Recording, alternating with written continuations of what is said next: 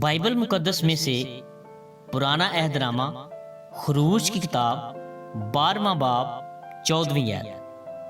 اور وہ دن تمہارے لیے ایک یادگار ہوگا اور تم اس کو خداوند کی عید کا دن سمجھ کر ماننا۔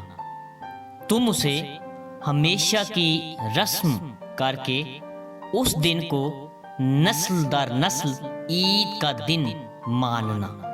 آمین۔ رسم عربی زبان کا لفظ ہے۔ عربی زبان میں ثلاثی مجرد کے باب سے اسم مشتق ہے۔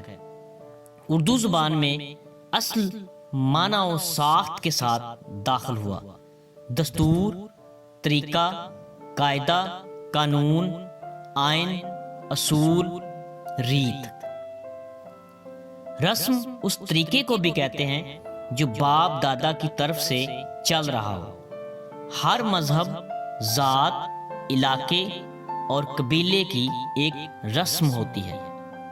رواج بھی عربی زبان کا لفظ ہے۔ عربی زبان میں ثلاثی مجرد کے باب سے اسم مشتق ہے۔ اردو زبان میں اصل معنی و ساخت کے ساتھ داخل ہوا۔ کسی رسم کو عمل میں ڈھالنے کا نام رواج ہے۔ رسم و رواج وقت کے ساتھ ساتھ بدلتے اور ختم بھی ہو جاتے ہیں۔ پرانے زمانے سے کئی ایسی رسمیں چلی آ رہی ہیں جو آج کل کے جدید اور ترقی یافتہ دور میں یا تو کسی لائق نہیں رہی یا آج ہمیں اس بات کا شعور ہوا کہ وہ جاہلیت کی پیداوار تھی۔ آج کے اس ترقی یافتہ اور تنقید کے دور میں بہت سی رسمیں جاہلیت کی پہچان ہیں۔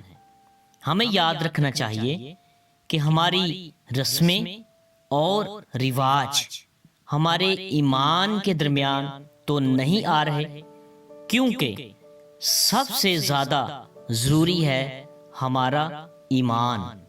آمین۔